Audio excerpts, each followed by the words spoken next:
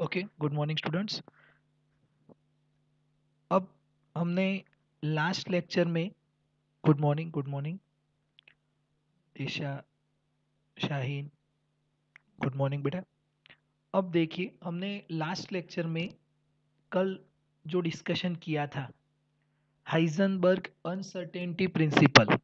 Okay, Heisenberg uncertainty principle, उसमें good morning उपल, उसमें हम जब भी मोमेंटम को सर्टेन करते हैं तो उसका जो लोकेशन है वो अनसर्टेन हो जाता है, और जब हम लोकेशन को सर्टेन करते हैं तो उसका मोमेंटम अनसर्टेन हो जाता है। और इससे हमको ये वाला जो हाइजेनबर्ग अनसर्टेनिटी प्रिंसिपल था वो हमने यहाँ पे देखा। इससे पहले हमने ये डिस्कशन किया कि जो मैटर होता है, radiation nature of matter, matter के पास भी अपना एक रेडिएशन नेचर होता है। कौन सा नेचर होता है? रेडिएशन नेचर होता है। तो वो हमको नहीं दिखता है। क्यों नहीं दिखता है? तो उसके पास मास ज़्यादा होता है। हमने यहाँ से उसको समझा कि अगर मास ज़्यादा होता है तो उसके अराउंड हमको वेव नेचर नहीं दिखेगा, पर उसकी कुछ ना कुछ वेवलेंथ होती है, lambda is equal to H upon M V जितनी। ओके, हमने यहाँ तक कैलकुलेशन किया था, समझा था कि डी ब्रोगली वेवलेंथ क्या है। अब देखिए, आज का जो टॉपिक है कि हमारे पास काइनेटिक एनर्जी होती है कितनी, तो हम जानते हैं कि kinetic energy is equal to हमारे पास है E इंटू वी, और ए E इंटू वी क्या है? पोटेंशियल एनर्जी है। कौन सी एनर्जी है? Potential energy. पर कैसे? तो ए वी क्या है? पोटेंशियल है, इसीलिए हम इसको क्या बोलते हैं? Potential energy. अब इसमें देखिए, हम थोड़ा बहुत चेंजेस करते हैं, या फॉर्मूला सबको याद आया? ये फॉर्मूला हमने यूज किया था आगे भी और डिराइव किया था फोटो इलेक्ट्रिक इफेक्ट में। Okay, very good. अब देखिए, काइनेटिक एनर्जी को मैं ऐसे लिखता हूं, हाफ एम वी स्क्वेयर लिख सकते हैं हम। Half M V square is equal to E into we.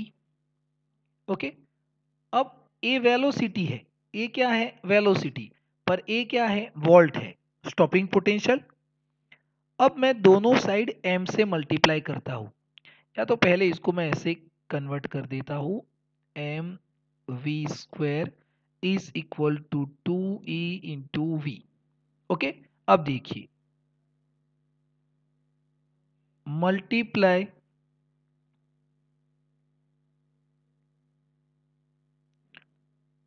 Both side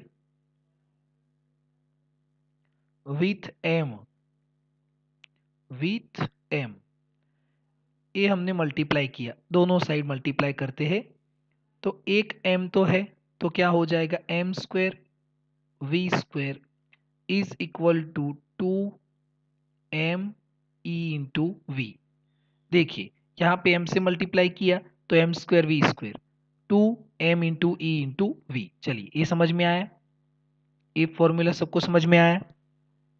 okay, अब मैं एम स्क्वेयर वी स्क्वेयर की जगह पे क्या लिख सकता हूं? Yes, very good Shaheen, Isha. अब आप मुझे बताइए कि मैं एम स्क्वेयर वी स्क्वेयर की जगह पे क्या लिख सकता हूं? What we write? M square V square 2EV। Shaheen, नहीं, सोचिए और सोचिए बेटा, आपको समझ में आएगा कि m इंटू वी क्या है? m इंटू वी क्या होता है? मोमेंटम होता है ना जेनिल, बिल्कुल सही बात है। p होता है m इंटू वी, क्या होता है शाहीन? मोमेंटम होता है p। तो m स्क्वेयर वी स्क्वेयर क्या होगा? p स्क्वेयर होगा। तो यहाँ पे क्या आएगा? 2M E इंटू वी, बरोबर है। तो अगर मैं यहाँ से स्क्वायर निकालता हूँ तो इस तरफ मुझे स्क्वायर रूट लेना पड़ेगा। तो देखिए, 2M E into V, this is the our final result. Okay, तो ये हमने पी का वैल्यू निकाला। अब हमारे पास डी ब्रोगली वेवलेंथ कितनी थी? डी ब्रोगली वेवलेंथ कितनी थी? तो हमारे पास डी ब्रोगली वेवलेंथ है lambda is equal to H upon P. ये देखिए डी ब्रोगली वेवलेंथ हमने कल देखा था इसको। तो यहाँ पे ये जो पी है उसकी जगह पे हम उसकी वैल्यू रखते हैं। तो ये फॉर्मूला क्या होगा? देखिए डी ब्रोगली वेवलेंथ का फॉर्मूला क्या होगा? Lambda is equal to H upon P. पर पी की जगह पे हम इसका फॉर्मूला रखेंगे, वैल्यू रखेंगे, तो ये क्या होगा? 2 me इंटू वी। चलिए ये समझ में आया। पर E इंटू वे क्या है? काइनेटिक एनर्जी है। तो इसकी जगह पे आप ए बी लिख सकते हो, H upon in square root 2m k, क्योंकि ई वी किसके इज इक्वल टू है? काइनेटिक एनर्जी के इज इक्वल टू है। आएगा समझ में? तो ये आपको एक फॉर्मूला मिला, बरोबर है, वेरी गुड। चलिए हमको ये एक फॉर्मूला मिला ऐसे, और इसको आप ऐसे भी लिख सकते हो। अब इसमें नॉन क्वांटिटी कितनी है? नॉन क्वांटिटी कितनी है और अननोन क्वांटिटी कितनी है? देखिए H is a non quantity because it's a constant of Max Planck. 2 is a number. M is a mass of electron. ये हम किसके लिए डिस्कशन कर रहे हैं? इलेक्ट्रॉन के लिए, क्योंकि हमने कल देखा था कि डी ब्रोगली मैटर को किससे रिप्रेजेंट करता है? इलेक्ट्रॉन से रिप्रेजेंट करता है। तो mass of electron, charge of electron. And what is V? ये वी क्या है? वेलोसिटी और पोटेंशियल। ए वी क्या है? वेलोसिटी और पोटेंशियल। यस बताइए मुझे, ए वी क्या है? वेलोसिटी और पोटेंशियल। पोटेंशियल, एशा बिल्कुल सही है। ये क्या है? पोटेंशियल है, क्योंकि ए वी स्क्वायर था वो वेलोसिटी था, पर इसकी जगह पे तो हमने पी स्क्वायर रख दिया। तो this is momentum. But momentum is a unknown quantity. Sorry, ये वेलोसिटी जो पोटेंशियल है वो अननोन क्वांटिटी है, क्योंकि पोटेंशियल तो चेंज होता रहता है, हम जितना सेट करेंगे उतना होगा। तो हमने क्या किया? सबकी वैल्यू रख दी यहाँ पे। Lambda is equal to 6.625 into 10⁻⁻34 divide by in square root. देखिए 2 cross mass of electron 9.1 into 10⁻31, और चार्ज कितना है? 1.6 इंटू 10⁻90, और ए वोल्ट की जगह पे वी, बरोबर है। अब मैंने इन सब का सिंप्लीफिकेशन किया तो मुझे जाके वैल्यू मिला 1.227 divide by in square root potential, क्योंकि इसकी वैल्यू हमने नहीं रखी क्योंकि वो तो चेंज होता रहता है, नैनोमीटर। ये किस में मिलता है? नैनोमीटर में। आप करके देखना, आपको यही वैल्यू मिलेगा नैनोमीटर में। ओके, तो this is the D Broglie wavelength. तो डी ब्रोगली वेवलेंथ के हमारे पास बहुत सारे फॉर्मूला हो गए अलग अलग फॉर्म में। Lambda is equal to H upon P, lambda is equal to H upon M V, lambda is equal to H upon square root 2 MEV के, और यहाँ पे इन स्क्वायर रूट पोटेंशियल भी रख सकते हैं। तो अलग अलग हमारे पास फॉर्मूला हो गए। ओके, अब यहाँ पे देखिए और इसको समझिए कि ये सब हम अभी डिस्कशन कर रहे हैं, और उस टाइम भी ये सब डिस्कशन हो रहा था। पर डी ब्रोगली ने बताया कि भाई ये मैटर वेव के फॉर्म में होता है, पर किसी को दिखता नहीं है क्योंकि उसका मास ज़्यादा हो जाता है इलेक्ट्रॉन के कंपेयर में। तो सबने थोड़ा बहुत उस पर ट्रस्ट किया, पर फाइनली तो वो क्या होता है, ये सब एक स्टोरी जैसा लग रहा है। एक सब क्या है? एक स्टोरी जैसा है। जो मैंने कल भी आपको बताया होगा कि मैं ऐसे बोलता हूँ कि यहाँ पे एक आदमी खड़ा था और उसके हाथ में एक क्रॉस बन गया था। तो क्या है कि एक स्टोरी लग रही है, झूठी स्टोरी लग रही है। पर मैं अगर ऐसा बोलता हूँ कि यहाँ पे एक आदमी खड़ा है और देखिए उसके हाथ में, ये आप देख रहे हो, ये देखिए उसके हाथ में एक क्रॉस बन रहा है, देख लो ये बन गया। हम उसको देख सकते हैं, देन वी एक्सेप्ट। ओके, तो उस पे ट्रस्ट करने जैसा, यहाँ पे ट्रस्ट करने जैसी कोई बात नहीं थी, क्योंकि इसका कोई प्रूफ नहीं था, इसका कोई प्रूफ नहीं था। अगर हमको कहीं से भी इसका प्रूफ मिलता है तब जाके ना हम इसको एक्सेप्ट करेंगे। तो हाइजनबर्ग ने और डी ब्रोगली ने ये हमको सब कुछ समझाया, पर इसके पास सिर्फ ये एक हाइपोथेसिस था, इनके पास कोई प्रूफ नहीं था। पर उनके थोड़े बहुत साल के बाद दो साइंटिस्ट जो थे, डेविसन और जर्मर,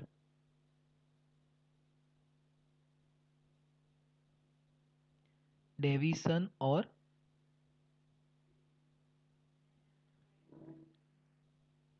ये जो दो साइंटिस्ट थे, उन्होंने एक्सपेरिमेंट करके दिखाया, और उस एक्सपेरिमेंट में उन्होंने इलेक्ट्रॉन को यूज़ किया, और इलेक्ट्रॉन को यूज़ करके उन्होंने थोड़ा बहुत समझाया हमको कि जो मैटर है उसके पास भी रेडिएशन फॉर्म होता है, और जो डी ब्रोगली हमको बता रहा था वो सही है। वो क्या है? सही है। उसमें थोड़ा बहुत ट्रस्ट करना चाहिए क्योंकि वो दिखता है। तो देखिए ये एक्सपेरिमेंट क्या था। एग्जाम में ये एक्सपेरिमेंट कैंसिल हुआ हुआ टॉपिक है, पर फिर भी आपको ये अच्छे से समझना है। देखिए यहाँ पे ये एक्सपेरिमेंट हम इलेक्ट्रॉन को लेके करते हैं। तो इलेक्ट्रॉन के लिए हमारे पास क्या चाहिए जिसमें से हम इलेक्ट्रॉन निकाल सकते हैं? तो इलेक्ट्रॉन को निकालने के लिए हमारे पास एक इलेक्ट्रॉन घन है। ये क्या है? इलेक्ट्रॉन घन है। अब इलेक्ट्रॉन गन मतलब क्या? ऐसी कोई मार्केट में गन मिलती है जिसमें से इलेक्ट्रॉन निकलेंगे? तो हम भी लेके आएंगे, पर ऐसा कोई गन नहीं होता है कि जिसमें से इलेक्ट्रॉन निकलते हैं। पर ये एक मेटल है, मेटल को हमने इस शेप में लिया है, और हर मेटल में फ्री इलेक्ट्रॉन होते हैं। तो अगर यहाँ से इलेक्ट्रॉन निकलेंगे तो हम क्या बोलेंगे कि इलेक्ट्रॉन गन है जिसमें से इलेक्ट्रॉन निकलते हैं। ओके, अब इसके सामने हमने यहाँ पे एक सिलेंडर रख दिया। ये हमने इसके सामने एक सिलेंडर रख दिया। ये देखिए एक सिलेंडर। ओके, अब इस सिलेंडर के साथ हमने एक बैटरी ज्वाइन की। यहाँ से इसको नेगेटिव टर्मिनल दिया और इसको पॉजिटिव, और यहाँ पे एक वोल्ट मीटर लगा दिया, और इसका एक एंड हमने यहाँ पे ज्वाइन कर दिया। ये पॉजिटिव और ये नेगेटिव। समझते जाना और इसको अच्छे से सुनना भी। ये पॉजिटिव है और ये नेगेटिव है। ये बैटरी ज्वाइन की। अब पॉजिटिव किसको मिल रहा है? सिलेंडर को। ये क्या है? सिलेंडर है। ये क्या है? सिलेंडर।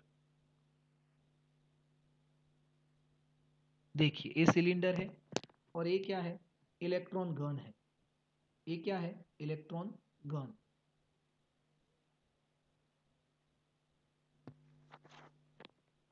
तो यहाँ पे देखिए इलेक्ट्रॉन गन के बारे में हमको समझना है।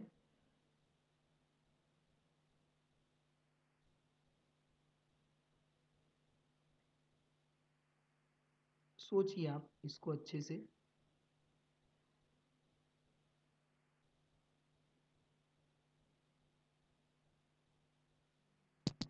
देखिए ये इलेक्ट्रॉन गन है, मैं यहाँ पे नोट कर देता हूँ।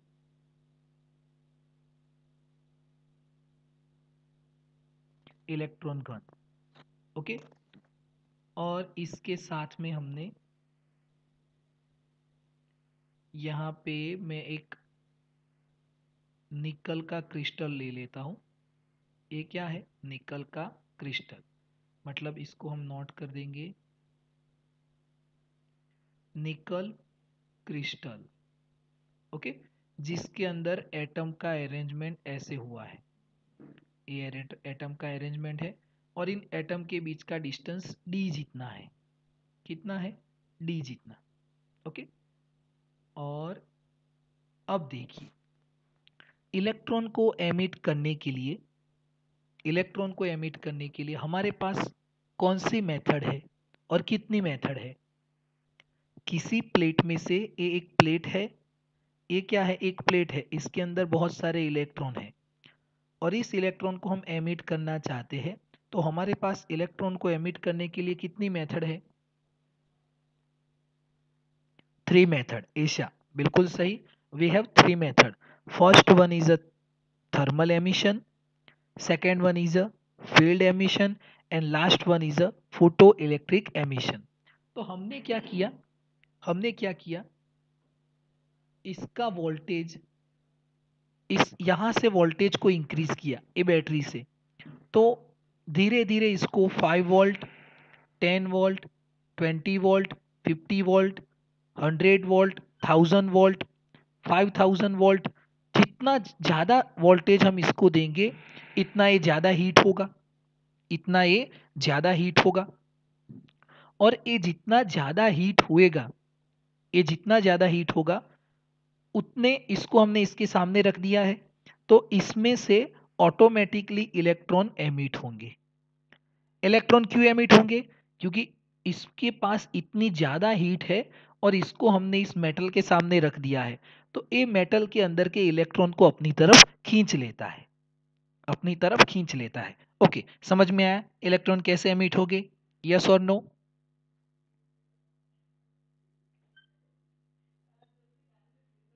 ओके, तो वेरी गुड।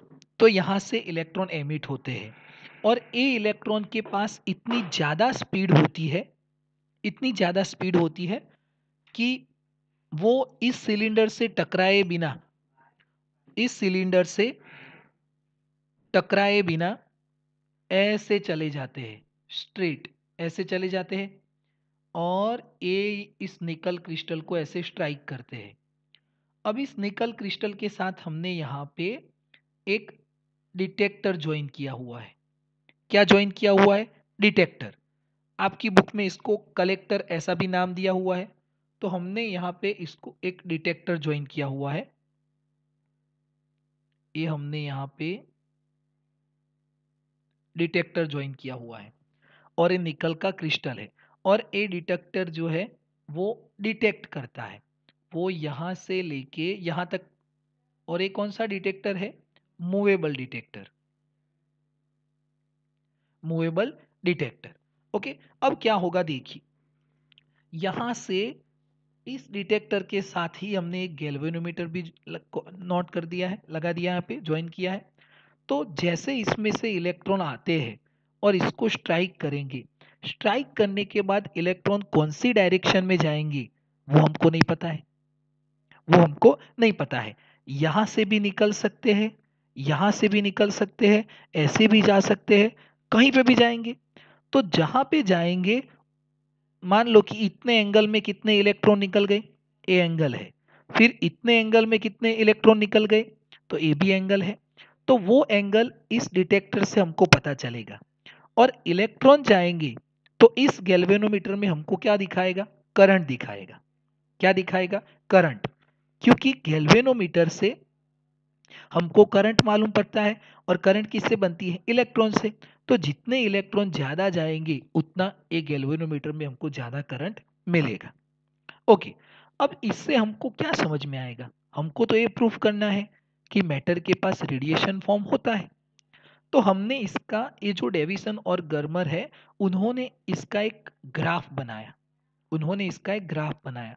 और ये ग्राफ कैसे बनाया? तो देखिए, इस ग्राफ में उन्होंने एक ग्राफ जो है वो एंगल बिटवीन वोल्टेज की वर्सेस बनाया। अब उन्होंने हर एक 1 डिग्री एंगल पे एक लाइन ड्रॉ किया, रिजल्ट लिया। ए 1 डिग्री के लिए, फिर ए 2 डिग्री के लिए, फिर ए 3 डिग्री के लिए, फिर ए 4 डिग्री के लिए। ये तो मैंने बहुत गैप रखा है, वरना आप यहाँ से यहाँ जाएंगे, यहाँ से यहाँ, तो ये तो कितना डिग्री बन जाएगा? 90 डिग्री। तो कितने एरो आएंगे यहाँ पे? 90 एरो। अगर हम 1 डिग्री लेंगे तो, बरोबर है। तो उन्होंने ऐसा ग्राफ बनाया। अब उन्होंने रिजल्ट जो लिया उसमें फिर से इन्होंने अपना एक फाइनल ग्राफ बनाया। ये हम समझ रहे हैं। ये ग्राफ क्या था कि उन्होंने कितने डिग्री पे रिजल्ट लिए, 1 degree, 2 degree, 3 degree, 4 degree, 5 degree, वैसे 90 डिग्री तक। अब यहाँ पे देखिए उनका जो ग्राफ मिला वो, तो उनको ये ग्राफ ऐसे मिला।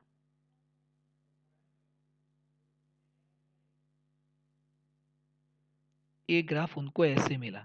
जब उन्होंने ग्राफ ड्रॉ किया तो उनको ये ग्राफ ऐसे मिला, ऐसे मिला। ये जो सबसे ज्यादा बड़ा पीक था, इस मतलब ये सबसे ज्यादा बड़ा पीक है, वो कितनी डिग्री पे मिला, तो theta is equal to 50 degree पे। और उस वक्त वोल्ट कितना था, तो 54 वोल्ट। उन्होंने 2 बार किया, 3 बार किया, तो हर बार 50 डिग्री पे इतना ज़्यादा पीक मिलता है। और वोल्ट कितना होता है उस वक्त, 54 वोल्ट। उन्होंने टोटल रिजल्ट 44 वोल्ट से 44 वोल्ट टू 68 वोल्ट के बीच में लिए, 68 वोल्ट के बीच में लिए टोटल रिजल्ट। इतने उन्होंने रिजल्ट लिए। अब इस रिजल्ट से उनको क्या समझ में आया, तो उन्होंने देखा कि जितनी बार इलेक्ट्रॉन यहाँ पे निकल क्रिस्टल को स्ट्राइक करके यहाँ पे आते हैं, तो यहाँ पे ऐसे फ्रिंजिस बनाते हैं।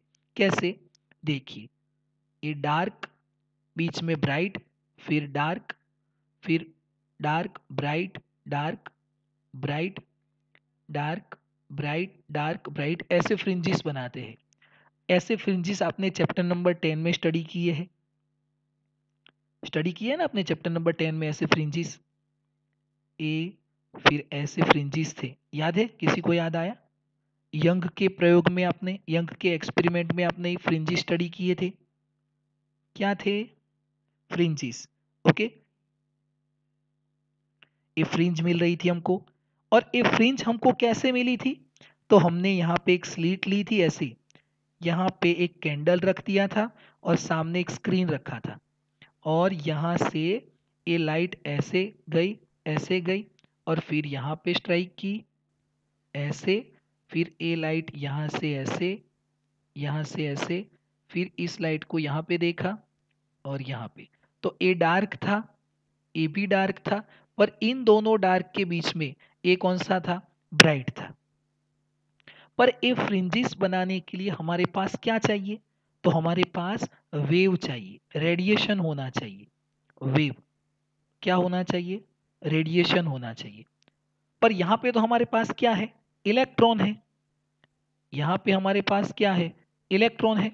पर इलेक्ट्रॉन जो है वो तो क्या है, इलेक्ट्रॉन क्या है, पार्टिकल है। इलेक्ट्रॉन क्या है बच्चों, पार्टिकल है। ओके, तो इलेक्ट्रॉन से तो ये फ्रिंज नहीं बननी चाहिए। पर इलेक्ट्रॉन कैसा बिहेव करता है, रेडिएशन के जैसा बिहेव करता है, तब जाके ना हमको ये फ्रिंजिस मिली। तो इन्होंने, डेविसन और जर्मन ने इस एक्सपेरिमेंट से प्रूव किया कि यहाँ पे जो ये लाइट इलेक्ट्रॉन आ रहे हैं, वो इलेक्ट्रॉन किस फॉर्म में आने चाहिए, रेडिएशन फॉर्म में आएंगे, तब जाके ये फ्रिंजिस मिलेगी। क्योंकि फ्रिंजिस तो किससे मिलती है, रेडिएशन से ही मिलती है। तो इलेक्ट्रॉन किस फॉर्म में होने चाहिए, किस फॉर्म में होने चाहिए बच्चों,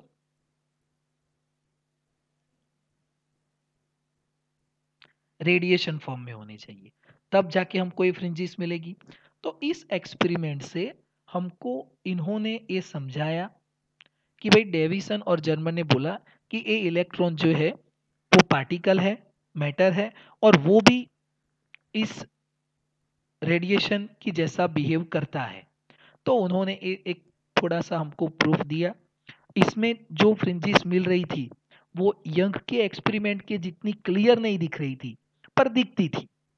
तो इससे हम थोड़ा बहुत जो डी ब्रोगली का मतलब जो हाइपोथेसिस था उस पर ट्रस्ट करने लगे, उसको एक्सेप्ट किया कि नहीं भाई, जो मैटर है उसके पास भी रेडिएशन फॉर्म होता है, उसके पास भी रेडिएशन फॉर्म होता है।